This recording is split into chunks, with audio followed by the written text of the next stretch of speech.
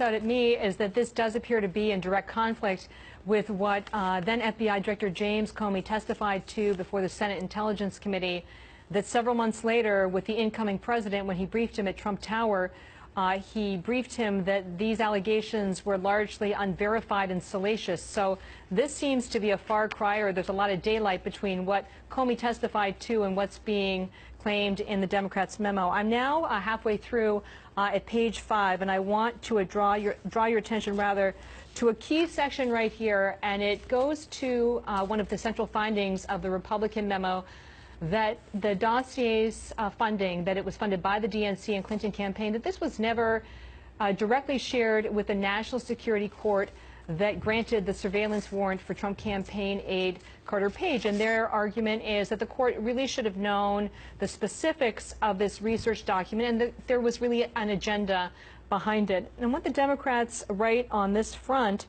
is that the information that the dossier was a political document was shared by the FISA court, but that issues surrounding the specific identities of the individuals and groups involved were not shared with the court. They were shielded, and to use my own language, this was in keeping with the FBI's standard practice of trying to protect sources and methods. You and folks at home can decide whether that was a legitimate use of that shielding tactic in this particular case. So rather than tell the court it was the DNC and the Clinton campaign, they chose to use language such as person 1 was hired by law firm 1, then used a research firm, 2, in order to put this information together. So they describe it as a political document, but they do not get to the specifics of the DNC and the Clinton campaign funding it.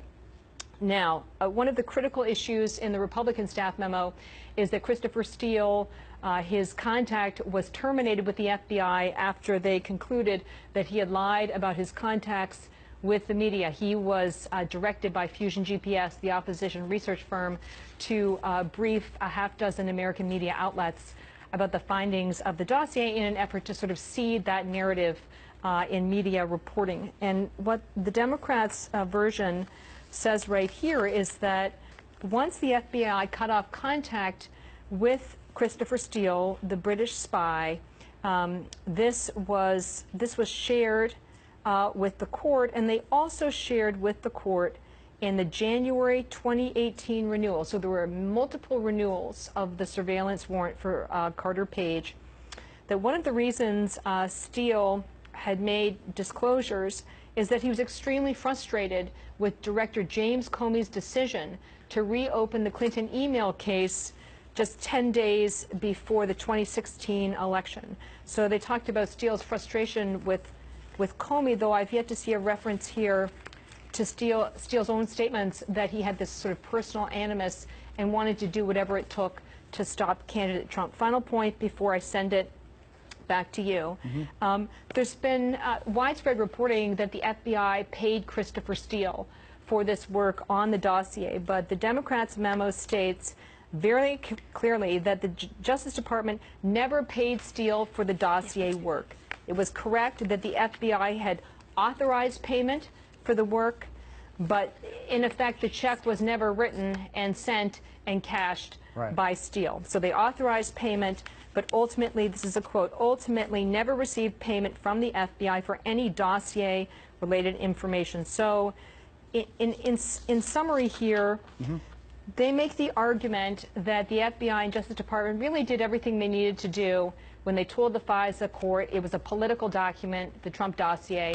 They didn't feel, because the FBI has standards in terms of shielding sources and methods, they didn't need to get into the specifics of it was the DNC and the Clinton campaign that paid for it. Number two, they say that they shared with the court that he had been terminated and that he was personally angry with Director Comey for reopening the email case just a few days before the election, because this was very damaging to her prospects. And number three, they make the case that Steele was never paid by the FBI for his work. Okay. So I'll let you know as I get more. Exactly. All important points.